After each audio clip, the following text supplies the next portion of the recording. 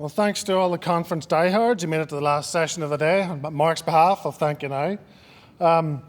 This is the talk I'm most excited about, Mark. I think the best security talks are always about those that fundamentally impact stuff all of us are using every day on constantly, like our mobile devices. So looking forward to hear from Mark. So please welcome Mark to the stage.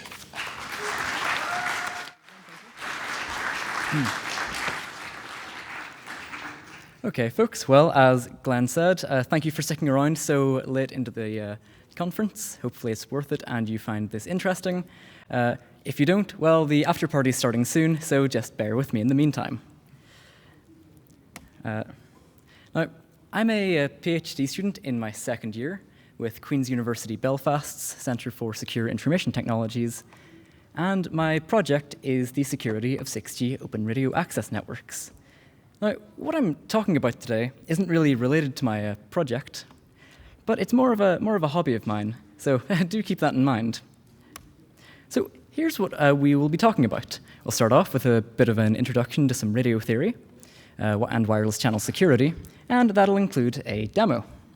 We'll then move on to look at a target with some replay protection, and then we'll discuss an attack which has been widely documented in the news. Following that, we'll move on to attack mitigations and a bit of wrap-up. But before we dive into it, I just need to flag up, folks, hacking is illegal. Please do not violate the Computer Misuse Act, and if you do, please do not blame me. As well as that, seeing as we're working with the electromagnetic spectrum, please do not violate the Wireless Telegraphy Act, and please do not annoy Ofcom. Do not broadcast on frequencies you do not have permission to broadcast on. It's very illegal. Now, radios, right?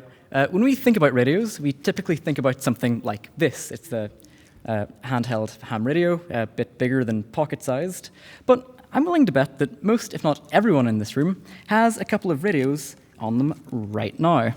So me personally, I have my phone, and this has a Wi-Fi interface, Bluetooth, cellular, and GPS. Now, whether or not we tend to think about it this way, these are all radio interfaces. Now, I won't show you these, but in my wallet, I've got my contactless payment cards and my employee ID. These operate on NFC or RFID. And every day, I'm sure most people in this room, if not everyone, will use a keyboard and mouse. Now, wireless keyboards and mice will tend to either operate on Bluetooth, or they'll come with their own little 2.4 gigahertz radio dongle. And interestingly, some researchers at Bastille Networks found that some of these products aren't the most secure. We also have car keys and car locking systems, and these fall into two categories we'll be talking about. So you have a remote keyless entry. This is the idea where I just press a button on my key and my car unlocks from some distance. And then we have passive keyless entry, and this is the idea whereby I have my key in my pocket, I walk up to my car, and I pull on the door handle, and it just opens. Very convenient. Additionally, your car key will have a transponder built into it, and whenever your car starts, the immobilizer will look for this transponder. If it doesn't see it, it'll do its thing and immobilize the car. Now, for a bit of radio theory, how do we actually send a message with a radio? Well, if we consider this scenario, where we have a transmitter and an antenna connected, if we want to radiate power from this antenna, well, we'll need to send a constantly varying wave called a carrier wave. So this doesn't carry very much information, though. It tells us if the transmitter is on or off. Maybe we could put a switch between the transmitter and the antenna and start keying Morse code. But in 2024, we want to try and transmit bit streams, right? So we need to go through a process called modulation. So in modulation, we take the carrier wave, which allows us to transmit radiate power from the antenna, and we take data, which by itself won't radiate, and we combine the two to form a modulated wave, which will allow energy to radiate, power to radiate from the antenna, and this waveform will carry some data, some information. So how do we modulate a carrier wave? What dials can we turn?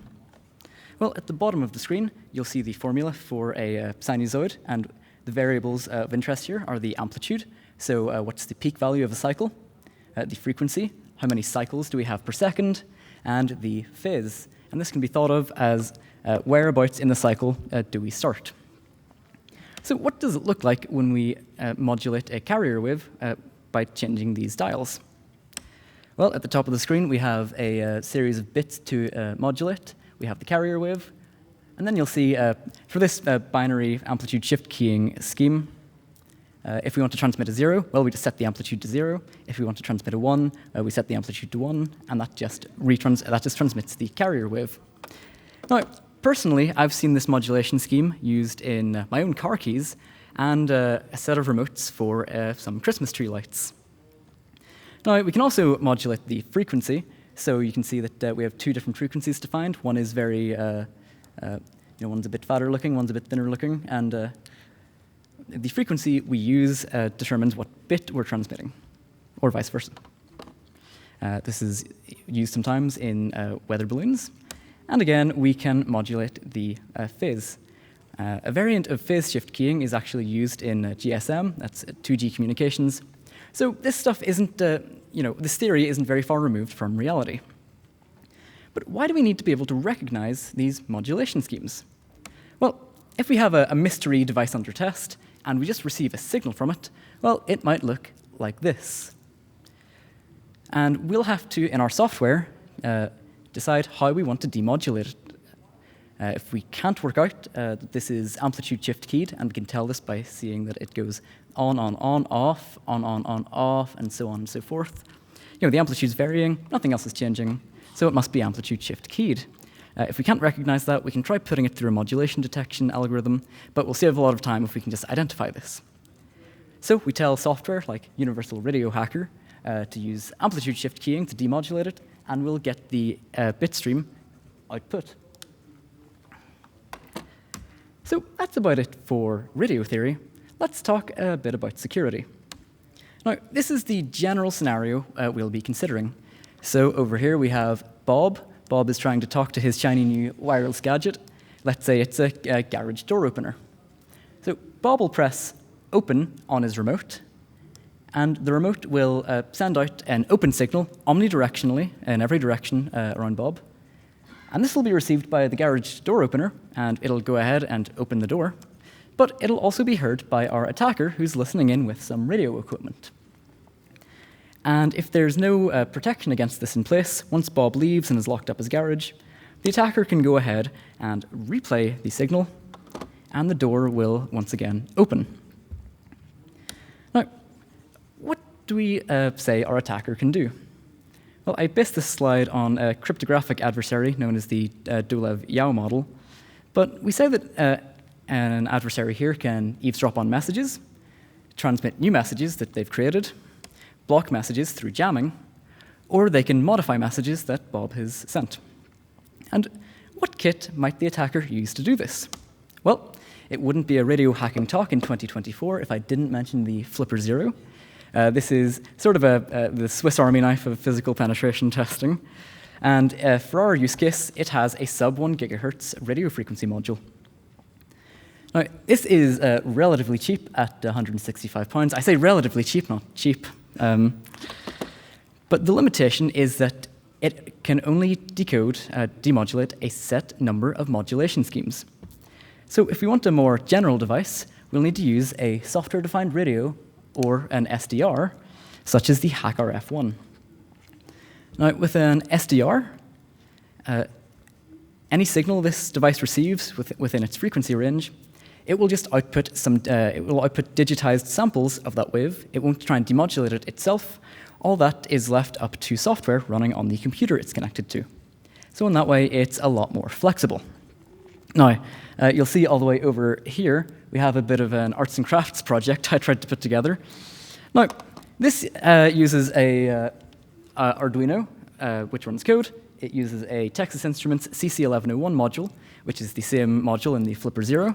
So, in theory, if it worked, this would have great functionality for this project at a cost of less than £30, but that's a big if because currently it does not work.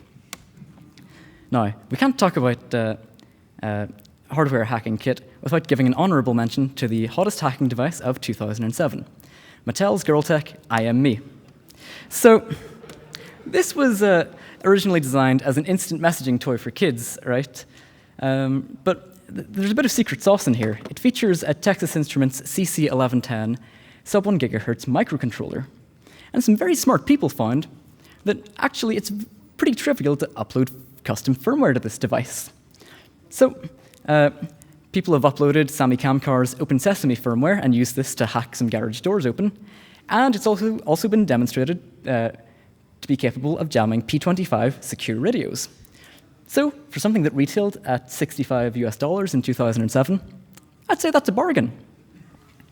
Okay, so enough talk about kit. I wanted to find something that would make a good first demo, something that doesn't have strong security expectations, something which operates on a frequency band that I can interact with, and something that I can get permission to attack. So I saw this projector white screen at Farsight Labs. I did get permission from Art to do this, by the way. And you'll see at the top, it has a little motor that rolls the screen up or down. And it's got this little controller on the side, which you can click to move it up or down. You can also use this remote. On this remote, there's a label saying it operates at 433.92 megahertz. So I went ahead and I took out the SDR, connected it up to my laptop, and decided I would play the part of the attacker and Bob. So I open up a bit of software called Universal Radio Hacker, and I hit record. Then as Bob, I take the remote, I press up, and I record the signal. It looks something like this. And again, this is very familiar. It should be very familiar. This is amplitude shift keying. It's on, off, on, off. So we could take the ones and zeros out of this and juggle them about and then retransmit something new. We don't have to do anything that fancy for this attack. All I did was press replay in Universal Radio Hacker, and this is what happened. So you will see, and apologies for the bad camera work, the projector screen starts to roll back up. So that's great. We've used about £220 worth of radio equipment to emulate a £20 remote controller. It's not exactly the most impactful attack ever. The far-reaching consequences of this are a bit of mischief. So I got to thinking, okay, what's a reasonable next step? What's something that has some stronger security expectations, again, that I can get permission to attack, and something that I can interact with? And then it hit me. My car. Well, thankfully, it didn't actually hit me, but the idea hit me to try and break into it with an SDR. Now, if you try the replay attack that we just carried out on a car, you'll find that nothing happens. This is because cars use a bit of replay protection known as rolling code. So, in rolling code, the car and the key, they both store this counter that I'll just be calling the rolling code counter. So whenever you press a button on your key, the key sends a message which contains the command, so lock, unlock, open the boot, and it will also send an encoded version of this counter variable, encoded in such a way that it can't be easily reversed, so we don't know what this encoding process looks like, and we can't work out the original value. So the car receives this message, and the first thing it does is it checks the value of this encoded rolling code. If the counter in the key matches the counter in the car, or is maybe a bit ahead of the counter in the car will go ahead and carry out the command. But if the counter that was sent in the message is behind the counter in the car, well, then the car will say, hey, I've heard this one before, or this code's just wrong, I'm going to completely ignore that. So how does this impact our attack? Well, it means that if Bob hits unlock on his car keys, he'll transmit a message with the rolling code value being 1 to the car. The car will say, OK, that's valid. I'm expecting message 1, and it'll unlock. Our attacker will also receive message 1, and he cannot derive any further messages. He can't derive what message 2 would look like. So if he sends message 1, well, the car will say, hey, I've heard that one before, and it will just completely ignore it. So that's reassuring. Does that mean that my car can't be unlocked by a radio attacker? And by the way, this is now a bit of a cryptographic problem. We've made assumptions about our attacker. Assuming they can listen on this channel and take all of the actions we talked about earlier, we can just model this with a bit of cryptography.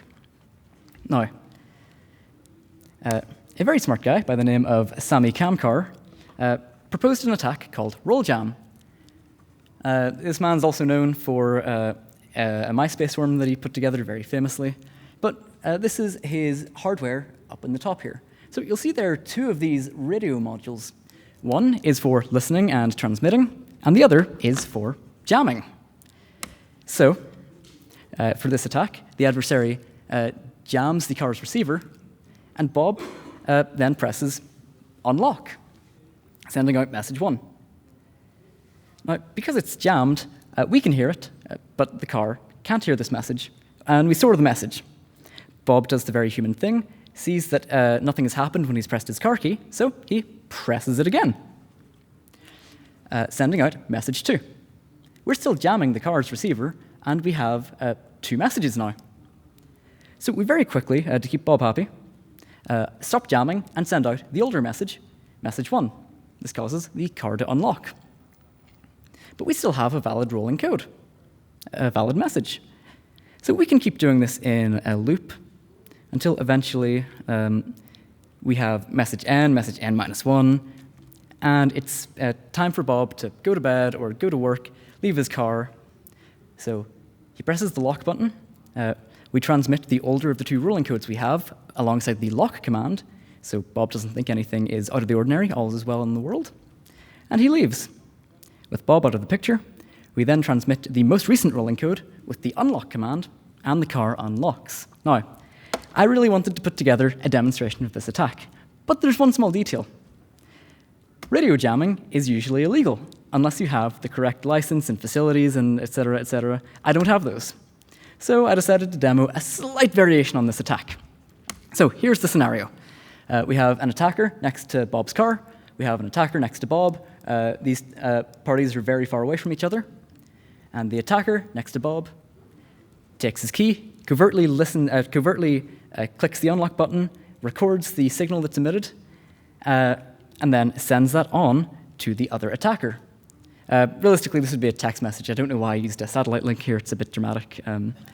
But the attacker next to Bob's car can just replay this message. Because it's valid, and the car hasn't heard it before, it will go ahead and unlock. So here's a bit of a demonstration of how I simulated this. So at first, I recorded the unlock signal from my car key while out of range of my car.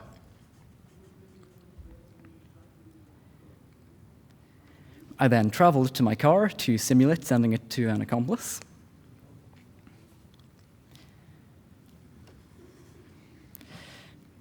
Yes, I went outside. And then I pulled out the software-defined radio and my laptop, and I just pressed replay. And like magic, my car unlocks. So I've managed to unlock my car without the key being present at the scene. So that's a bit unnerving, but I have to ask the question, how practical is this attack? Well, let's say I'm an opportunistic thief and I'm walking down the street and I see through a car window that there's a laptop or a watch that I really want.